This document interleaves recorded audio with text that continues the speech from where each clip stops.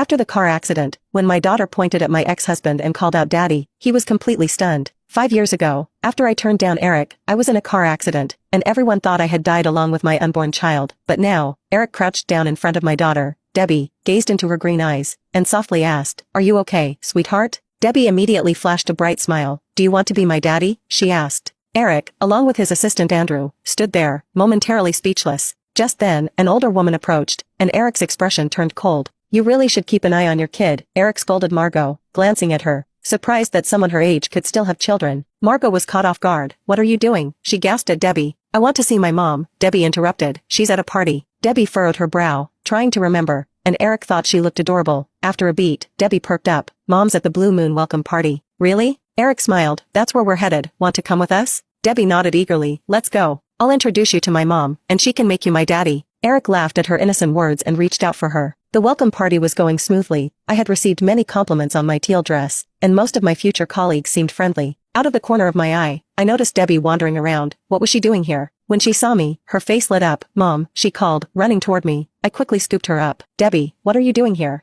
Are you okay?" I asked, checking her over. I had told the babysitter to keep a close eye on her. "I wanted to see you," she said simply. "Maybe see if you found me a new daddy," she added with a sweet smile. I looked at her, startled. She was being serious. "I haven't," I told her. Debbie gave me a knowing look. "Well, I found someone," she said. Debbie spun around proudly. "A handsome uncle brought me here. I want him to be my daddy," she said, as if it was already a done deal. I sighed. I hugged her tightly. We would talk later about not getting into strangers' cars, but for now, I was just happy she was safe. Just as I stood up, a scream pierced the air. Instinctively, I pulled Debbie close. I looked toward the sound of the scream. My heart sank as I saw Eric and Mia walking in, arm in arm, gorgeous, strong, perfect. "Oh my God, she's so lucky to be with him," someone whispered. I noticed Mia was wearing the same dress I designed. "She's been with him forever," someone else said. "He'll do anything she wants." People were captivated by them. Forever together? I got it, that phrase repeated in my mind. No one knew Eric had been married. No, Eric had erased me. Mia had replaced me. She was everything he wanted. I gritted my teeth, the pain bubbling up, but I held back the anger. He erased me, but I didn't need him. I still had my daughter, and he would never have her. That was his loss.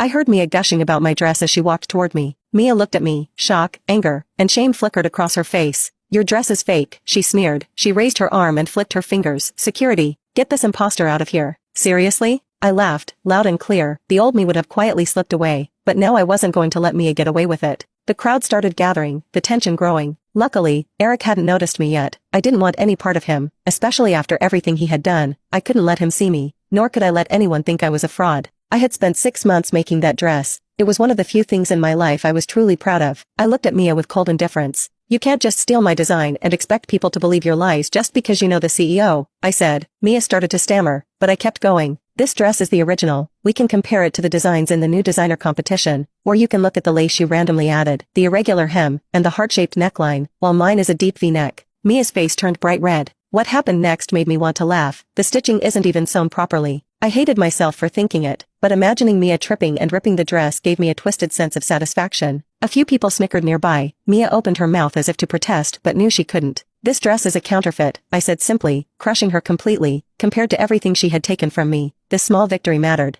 Whispers spread through the crowd. I should have taken the chance to leave, grab Debbie, and head for the exit. I knew Eric was the CEO, and I couldn't work here, but for some reason, I couldn't move. A faint voice inside me told me to stay, but I didn't know if it was because the money could help Debbie, or because of Annie. But before I could finish that thought, a familiar voice cut through the crowd. "What's going on here?" I heard a voice I thought I'd never hear again. It was Eric's. I quickly turned, moving away from him. I let Mia explain. As long as the party knew I wasn't a fraud, I didn't care what Eric thought. I awkwardly hid behind a colleague, hoping his long black coat would shield me. The crowd was all focused on Eric. Mia darted in front of Eric before he could take another step. I began to relax, thinking maybe he wouldn't notice me, but to be safe, I tried to maneuver through the crowd, though it was getting more difficult. "Oh, darling," Mia said sweetly, "a new artist is slandering me. They're just jealous of my talent," I heard her say from somewhere behind me. "I've got it handled," she added. Of course, she had it handled. I found Debbie by the appetizers and grabbed her hand, pulling her away. "Let's go," I said, leading her toward the exit. "Can we meet that nice uncle now?" Debbie asked. "He's so handsome," she added, trying to convince me to stay a little longer. "This isn't a place for kids," I told her. I knew it had been 5 years, but I hadn't even considered dating anyone. Finally, we made it to the exit, thinking we were safe, until Debbie suddenly stopped in her tracks. "Uncle," she shouted, wiggling out of my arms. My heart raced. The longer we stayed, the more likely it was that Eric would spot us. Debbie. I called her name, but it was too late. She had already run across the room. I didn't know who this uncle was, but I thought I should meet him and thank him, or maybe yell at him. I sighed, walking toward her, determined to scoop her up and leave. Then I saw her. Instead of running to her, I froze. She was with Eric. I stole a glance at Eric, only to be terrified by his intense gaze. I turned away from him, pretending not to be the mother of the girl. It was a terrible plan, but I had no choice. This is my mom, I heard Debbie proudly say. I hunched my shoulders, trying to hide.